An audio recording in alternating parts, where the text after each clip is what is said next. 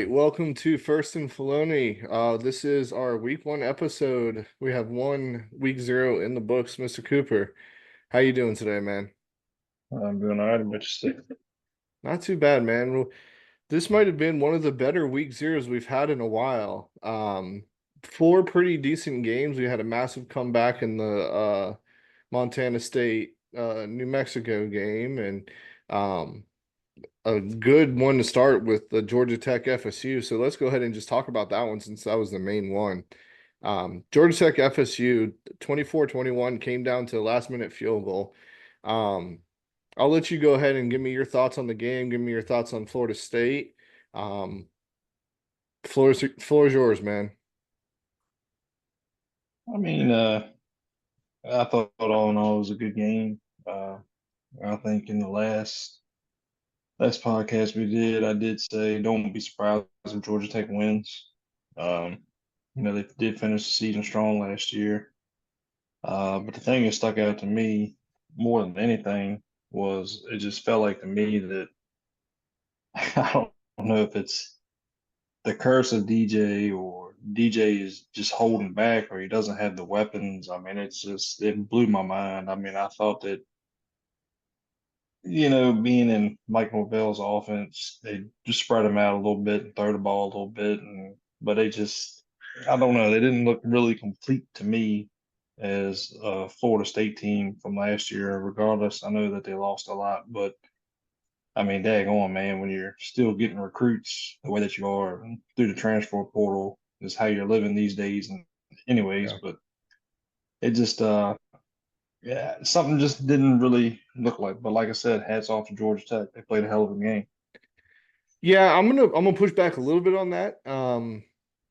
You did say that last week for sure, 1000%. But I'm gonna push back on the DJ thing, because I don't think it was a DJ expectation problem after initial reactions. I think this is what DJ is, and there was no playmakers around him, right? Like he's a game manager at best. He just that's just what he is. He didn't do anything to win them the game, that's for dang sure. Like you're right on that. But he also didn't do anything to really lose them the game. There was no explosive plays on the offense. That offensive line was getting dominated by Georgia Tech's defensive line, those number 88 on Georgia Tech, the defensive tackle was just blowing them up. And that was supposed to be Florida, Florida State's strength was supposed to be offense and defensive line, and neither one of those units looked great. Um, I think it's a Mike Norvell problem. If Mike Norvell does not have Jordan Travis, he has a massive losing record at Florida State. In the last 59 ACC games, Florida State is only 30 and 29. So they're not even in a great program in the ACC, right? The culture isn't there ever since they missed the playoff. Like they got pounded by Georgia and Georgia Tech this past weekend just I mean they did whatever they wanted to do with them. They ran the ball down their throat, only gave them one possession in the last like 15 minutes of the game. Um, so I don't think it's necessarily a DJ problem, although he didn't do anything to help his case. There's just no playmakers Florida State has that stepped up. They lost them all to the NFL last year, and the offense and defensive line was the biggest disappointment to me.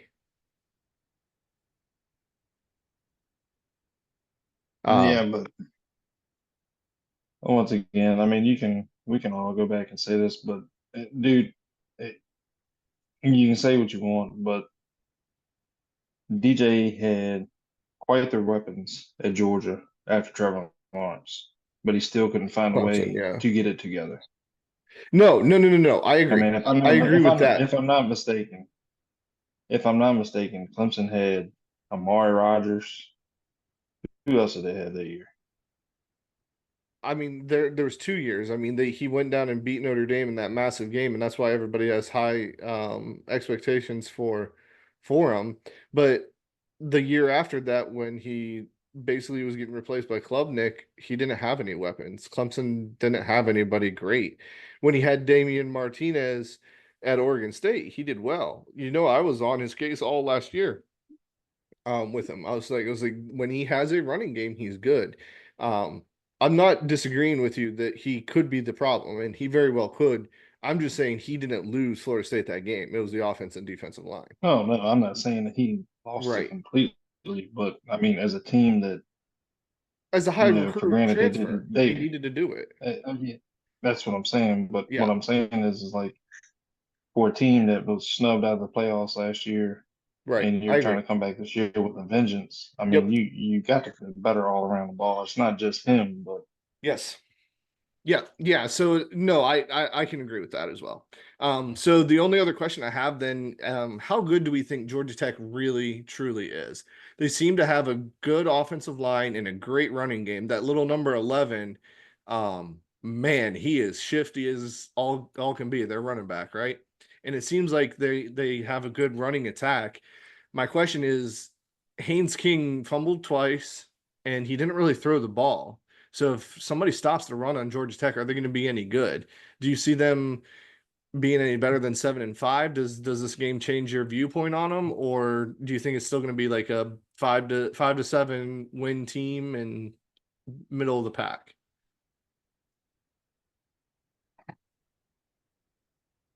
I want to say middle of the pack. I'm not going to say because this is year two with their head Brent coach. Key, he's good, Um, good I mean, coach. they came on strong last year, but I mean, they played Georgia really well. Yes, Okay, very well. and really and truly, I wouldn't even say that they. I mean, I think they can be a top three, top four team in the ACC. I don't think this Oh, was a fluke. I really think that if they can stay healthy and the offensive line okay, can play the way that they did against Florida State, I really could see them within the top five of the ACC. But you have to have a interesting. healthy Haynes, Haynes King, Yeah, he Hayes can't King. You fumble got to have a anymore. healthy quarterback. No, but I see the first game jitters. That Yeah, defense stepped up it too. rained a little bit. Exactly. So I mean, I think there's a buzz going down at Georgia Tech. I'm not saying that they're going to Yeah, ball out and they're going to win 9 games. I'm not saying that by no means. The ACC is wide open, as we've always talked about. But yes, I mean, you have to look at the stats, man. I yeah. mean, compared to last year with their last 5 games, they started clicking and turning it on. The big thing is though, is after this year, keeping what you have instead of losing it to the transfer portal. That's the big key. So I love their coach as well. Brent Key, I think, is was a brilliant hire for Georgia Tech last year. He's in year two. I'm with you as well. I'm Humble, thinking around 7-5 for them. And I think next year is when you but really they got to start worrying but about it. Georgia Tech's gonna be that team though. I feel like that um it's just not Florida State season that they screwed up. It's gonna be somebody else's and it's gonna be somebody big.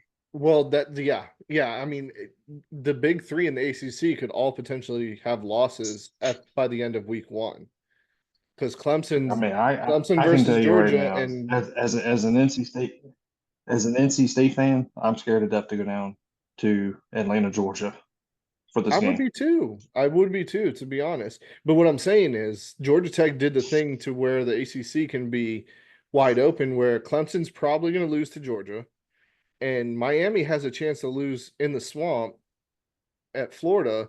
And Well, if the big three go Miami's down, NC State, well, Virginia Miami's Tech, Georgia Tech are right there on their heels. Miami's talking a lot of trash. So, I'm just saying, like, regardless how bad Florida is, the swamp's a tough place to play, man. I'm just saying it could potentially happen. oh, I'm I'm not not. saying it will. I'm saying potential to happen. And that'll just, you know, that Tennessee game week 2 for NC State is gonna be that might be game day down in Charlotte, baby. It might be, man. All right, man. Well, that was all of really week 0. It was a really good game. Like it really was. Just to kind of highlight the rest, SMU, Preston Stone. I don't know what SMU was doing running two quarterbacks. Preston Stone didn't look good. None of them looked good. They had sloppy penalties. a guy spit on somebody in the middle of a like before a play even Yeah. started. Like they should have destroyed Nevada and they didn't. The Hawaii game, there was it was really funny because the wind was nuts, and that screwed me for the over. But I always like the week one Hawaii game or week zero Hawaii games. Like it's always a good time with that. And what a comeback from Montana State! Like they were down 28 points or whatever, and they came back in the second half. I turned that game off candidly, and I didn't watch it. Like it was crazy. Um, but let's just go over our records. We're 1-1, both of us, and then our locks are or my gambling bets are 2-2. So I went even on betting this past week. Player of the week. So I had two players of the week, and I'll give you one to Yeah. start, and then I'll let you go, and then I'll give you my last one because my last one I don't think you'll have. But my first one is the Georgia Tech defensive line. It's not a singular player. That Georgia Tech defensive line just impressed me so much. They were eating up Florida State like nobody's business. And if they can do that, that increases that defense that was in the hundreds of ranking last year to like 50s or 60s. And if that happens, like you said, Georgia Tech is gonna be crazy.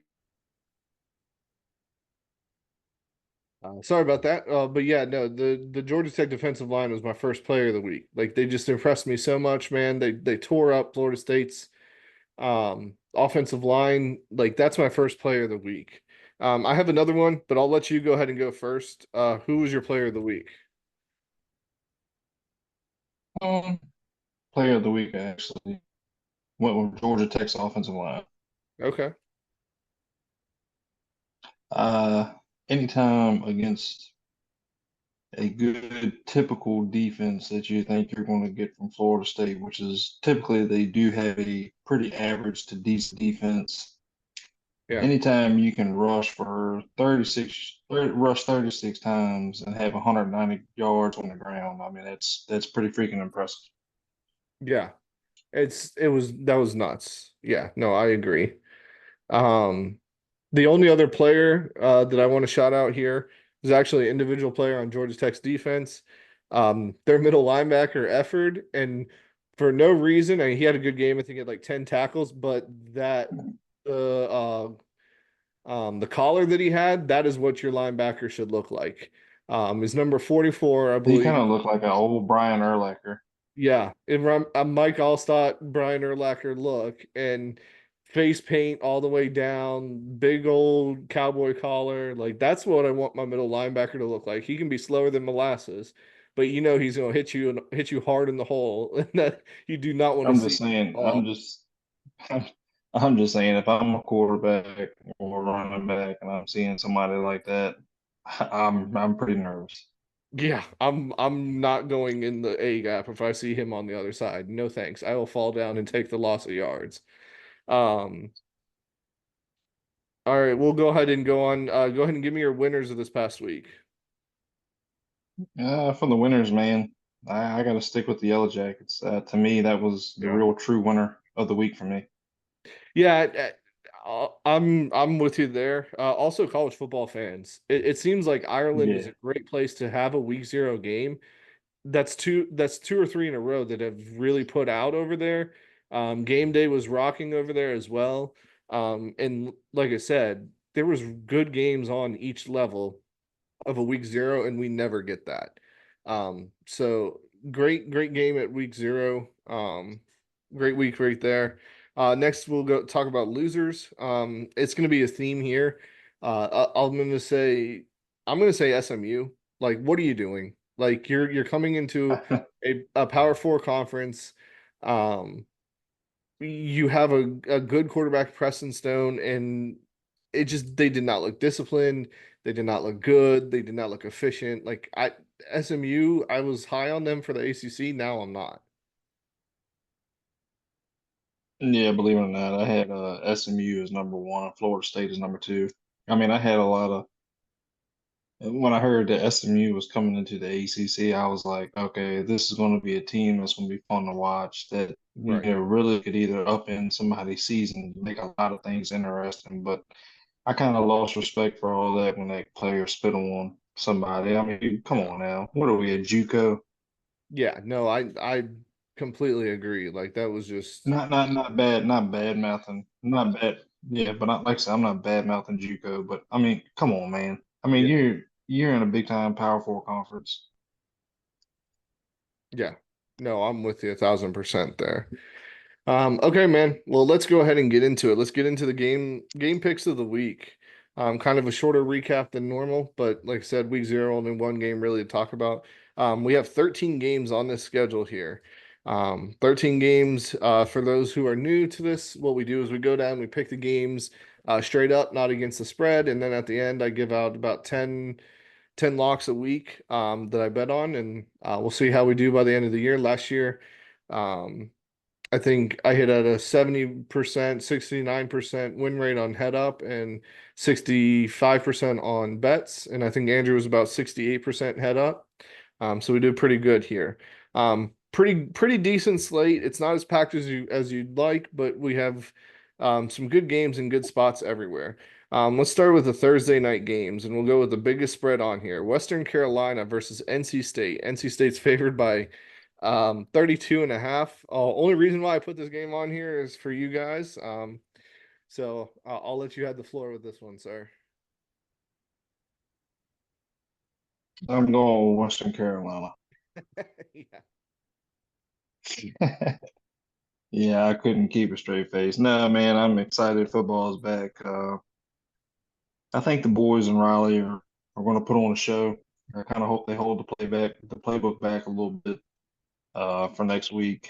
I'm excited to see, a lot of the transfers, especially Noah Rogers, transfer from Ohio State.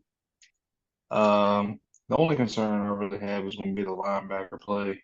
We lost a lot between the last 3 years between Drake Thomas, Isaiah Moore, and last year Peyton Wilson. Yeah. So hopefully, the linebacker play will stay the same, but typically Yeah, the linebackers definitely are a concern for them.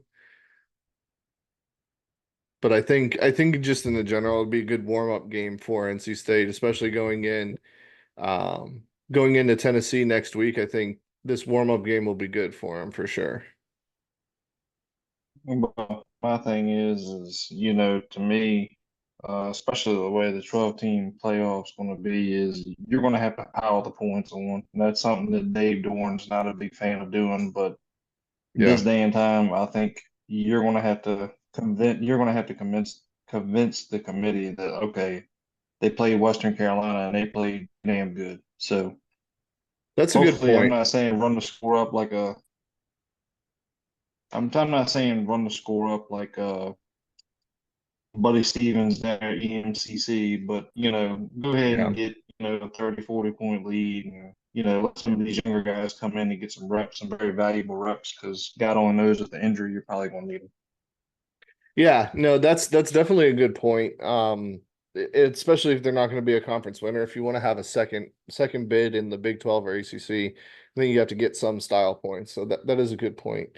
Next game we got is UNC at Minnesota. UNC right now is favored by 2 points. I'll go ahead and say I'm gonna pick UNC. It was close, but I just don't know like I know UNC is losing a lot, but they have the better running back, and I think that's what they're going to lean on here. I'm not sure if Minnesota has the offensive power to keep up with them. I think it's going to be first team to 21 points probably wins this game, so I'm going to UNC. You already know who I'm picking, so I don't even know why you picked this game. I think you picked these games to get a one up on me. I'm not picking UNC. I'm going Minnesota. I don't Row the I boat. didn't I did not pick these games to get a one up on you.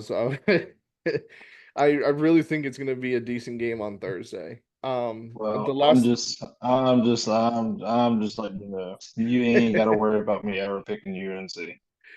I don't um care if they're 55-point favorites. I'm not picking. the next Thursday game we got is going to be a good one. North Dakota State at Colorado. Colorado's favored by 9 points. Who you got? I kind of wanted to get your take on this because this was a question mark in my book. Okay. Yeah, so I can definitely do that for you. I think it's going to be a good game. Colorado's biggest weakness, as you know, is the offense and defensive lines, and that's what North Dakota State prides themselves in. But North Dakota State has not been the same North Dakota State in the last couple of years, although they do have good, solid line play. I don't think they have the playmakers on the outside to keep up with Travis Hunter and Shador and all of them. Um, I think Colorado is going to win this game, and I think they're going to win it pretty handedly, especially with all the drama of the offseason. Um, I'm riding the Dion train until Big 12 play, so I'm going Colorado here. Yeah, uh, this was a tough one for me. I always like North Dakota State, especially with the FCS, but I think with Dion going out, getting some new coaches and getting a lot Yeah, of players to they got a come whole in the new transfer offensive line, portal, I have to go. Yeah, it's in order for me to go against Colorado, I'd have to watch this game to right? see if they're going to be worth it or not. So I picked Colorado. I think the real test is going to be when they play Nebraska next week. I think that'll be the real test for them. Yeah. So we'll see there. Next game here, probably the biggest game of the whole weekend. Clemson versus Georgia. Georgia is favored by 13 and a half points, but all reports have shown that Clemson is not a team to mess with this year. Um, I'm in the firm believer I don't have Georgia losing this game. I think Georgia wins. I think it's the Georgia revenge tour. Um, but this one could be an upset alert spot.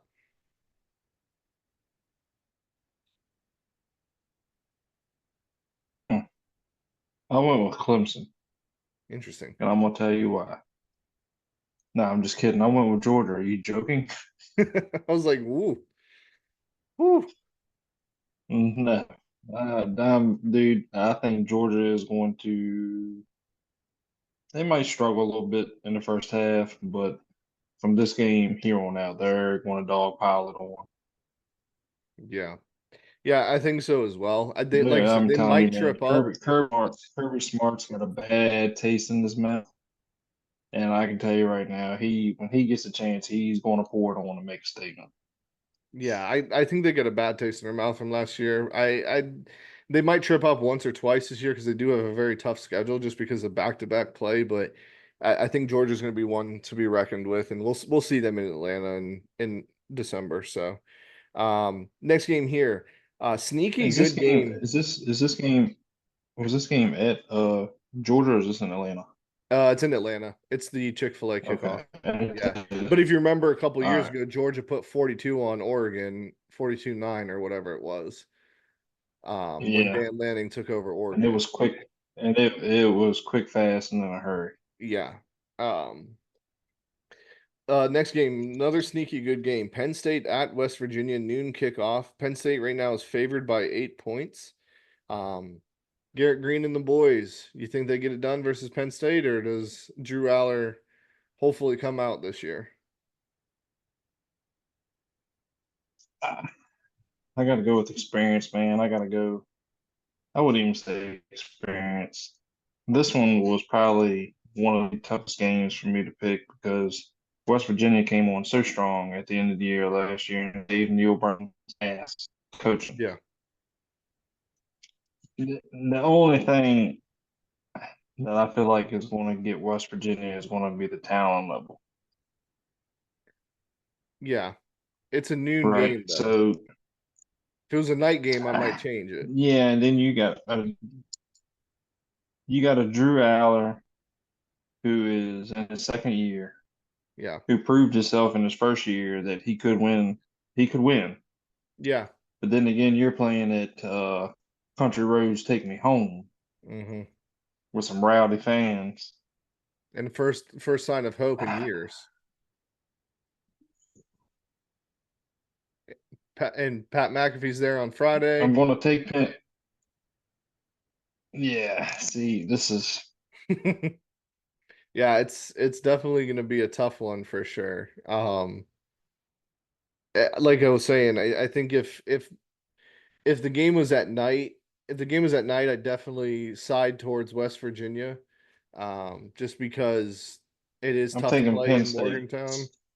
But yeah, I'm with you too. Penn State, I think wins this one, and I think they actually win it by 10. Um, should be interesting though. Next game we have is South Dakota State at Oklahoma State. Oklahoma State's favored by 9. South Dakota State, best team in FCS the last 2 years. Um, this game, I'm picking Oklahoma State. This game was very hard for me, and it's all going to be depending on if Ollie Gordon gets his yards, right? Um, Bowman's not going to win it for him. I'm not sure if they have any other weapons besides Ollie Gordon. It's going to be a low scoring game. I'm going Oklahoma State here.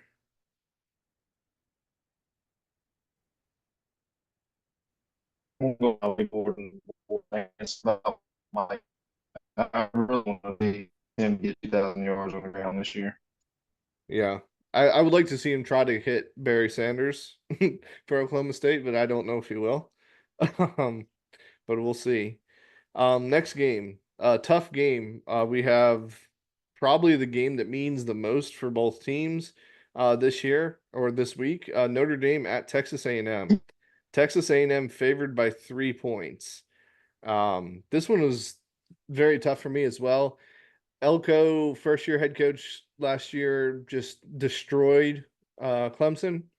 Or I guess he first year? I don't know. Either way, with Duke, and if you can beat Clemson with Duke, I'm not sure Marcus Freeman is the right coach for Notre Dame. He's a heck of a recruiter, but I don't know if he can coach the X's and O's. They do have LSU's offensive coordinator from last year, so it's a step up there, and I think a better quarterback with Riley Leonard. Um, so with all that said, I'm going with Mike Elko at Duke, or I mean at Texas A&M, just because it's at home, and don't be surprised if the final score is 12-9. Hmm. I'm gonna go with Notre Dame, man. I like old Marcus Freeman. Mm. I You think, can't coach the big ones, man. yeah, but I think you got Riley Leonard at quarterback. I think he tortures his old coach for leaving him. That was the whole reason why he left. I think he's got a vengeance. I like Elko. I think Texas A&M is going to make a lot of noise, but the only thing that scares me is that this is the home of the 12th man. You know what I mean? Yeah, that's the reason why Texas A&M has hope, man. And Elko's a defensive guy. Yeah, I'm with Notre Dame. Interesting. Okay. Let's go ahead and knock out some of the I can't believe you're lower. going against your team. I know the only reason, like I said, is I don't know until Marcus Freeman can win a big game. I can't pick him. I think they have everything ready to go there, but they're also starting a freshman left tackle, which really concerns me. Um, Going against a Mike Elko defense, like that's just not that's not good, man.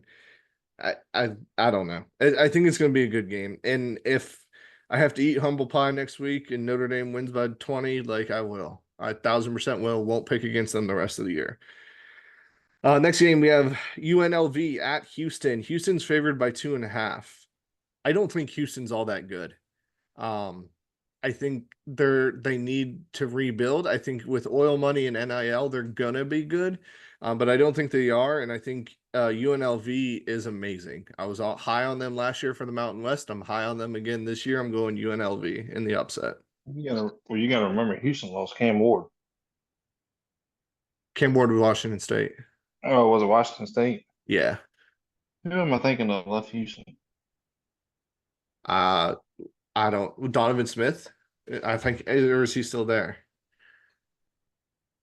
Houston didn't have anybody last year, man. Like they're What's they what's what's what's the spread on this? 2.5. Houston's favored by 2.5.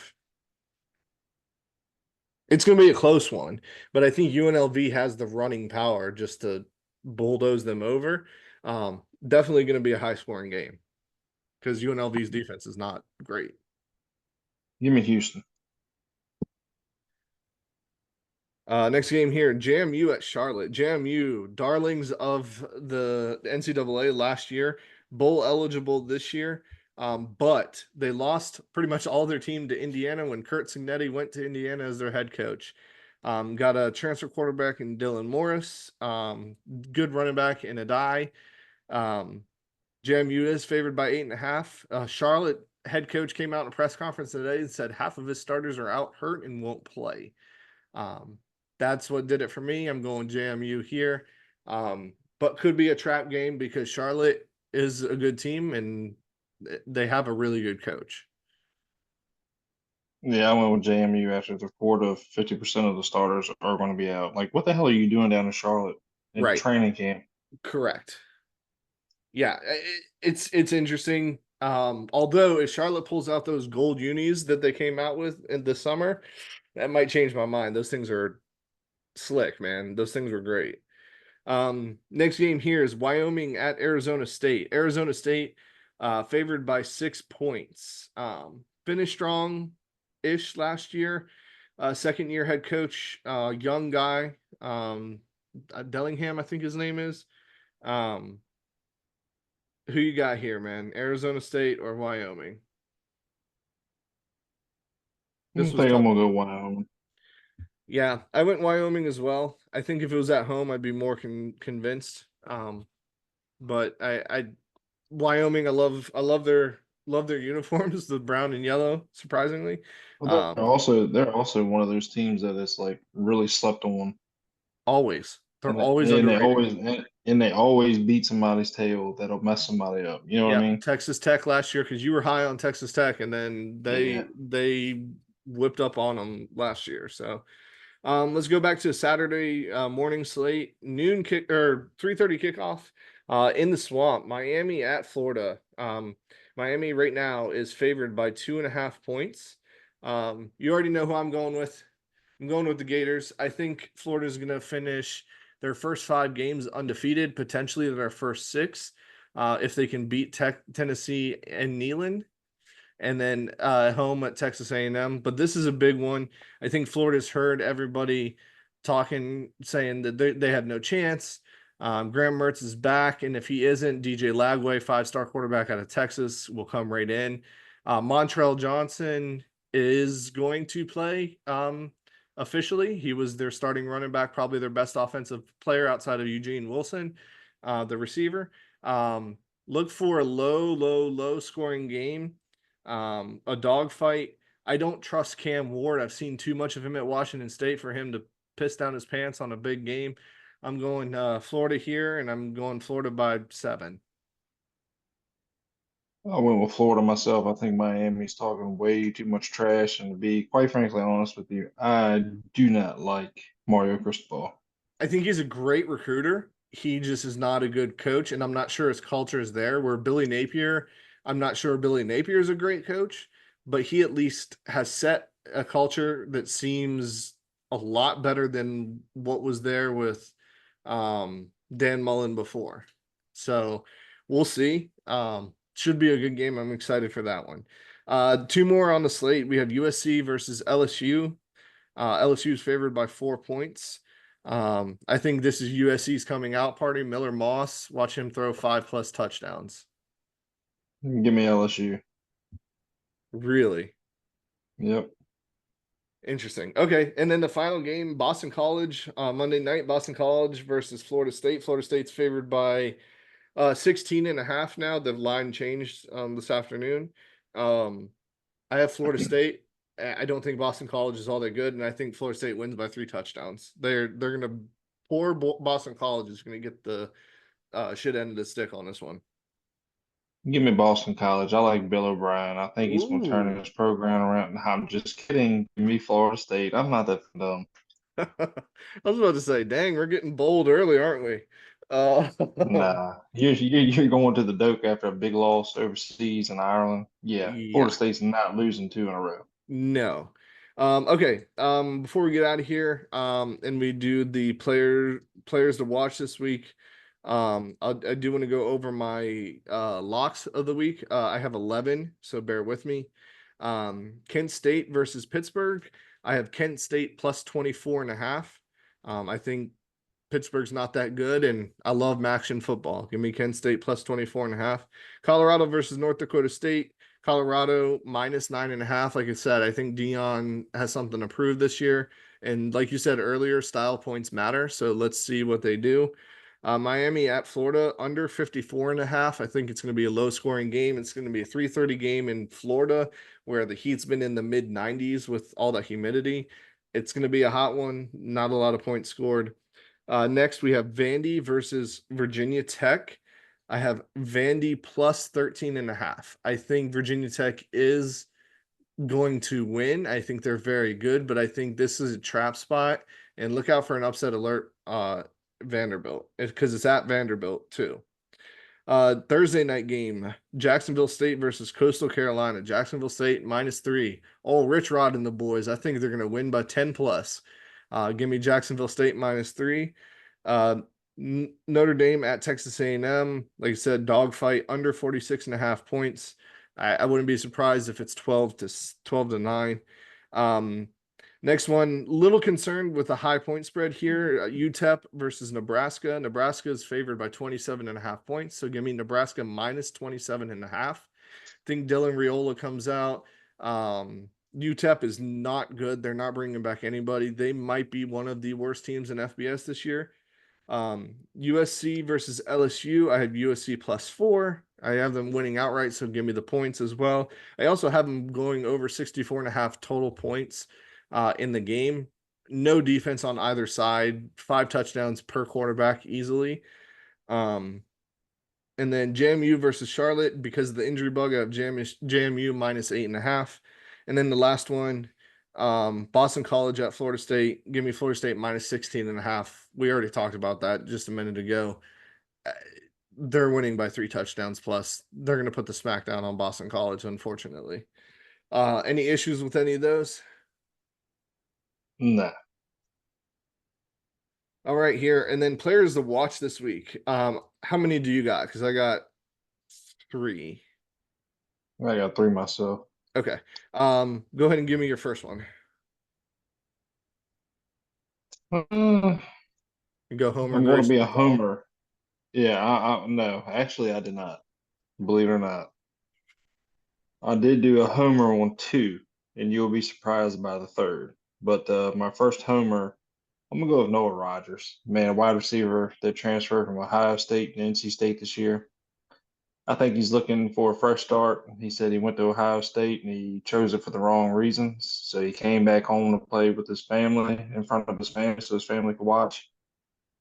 I got a feeling this kid's gonna have a breakout season. He's gonna get a lot of attention off KC. Mm-hmm. And I really think he's gonna be last year's KC this year. Interesting. Um, okay, give me your second one. The second one, you want me to do a homer or skip the homer? Give me your Homer. Go ahead. All right, I'm going with Jordan Waters, transfer from Duke. He stayed home. He left Duke, came to NC State running back. I got a feeling this dude's going to help the ground game so much. I'm kind of looking forward to seeing what he's going to do between him and Kendrick Raphael Yeah. Fort Myers as boy. a 1-2 punch. But I can tell you one thing. I'm looking really excited to see Jordan Waters. If he can do at Duke what he did to us last year when we played, I think it's going to be a pretty good running game for the first time in NC State that we've probably seen in a while. So I'm looking forward to that. All right. And then your last player to watch this week? I'm going Riley Leonard. See if he I can want to beat up see on his old I, coach. I want to see if he can one up Mike Elko, kind of throw it in his face a little bit. But the only thing that bothers me about this pick is Mike Elko knows his weaknesses Yep. and he knows his strengths. So it's going to be a real trust test against a really good defense in front of a lot of people. So I'm kind of hoping that he doesn't let the game get too big. He just plays his game because last year at Duke he was a really good quarterback. So I'm going to stay with him. I think that's going to be one of my biggest players to watch just to see how he handles that type of environment. I mean, you're at Notre Dame now, so that's what you're going to see every weekend. Yeah. Yeah, no, those are three good ones. I'll go ahead and give my three out. First one isn't really a player, it's two groups of players. Colorado offense and defensive line.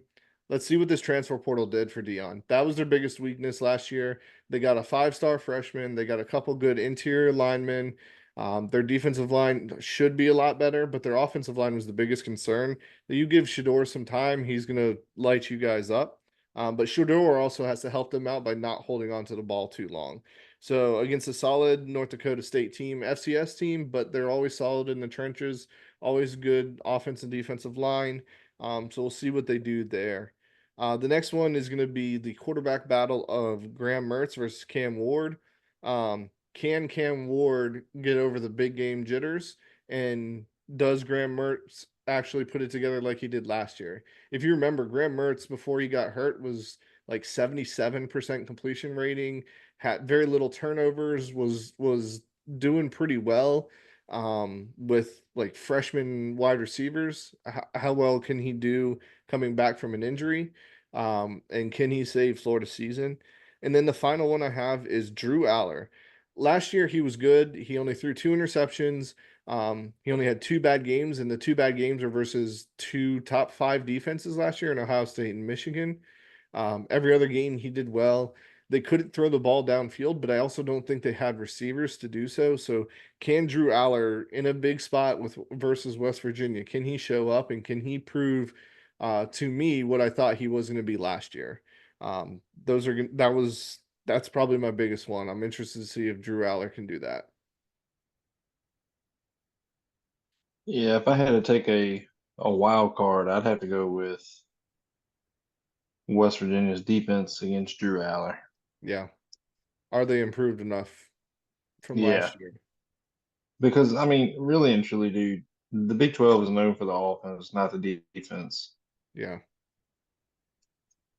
Yeah, well, I mean, we'll see what we do, but I mean, hey, it's gonna be an exciting 5 days of football, man.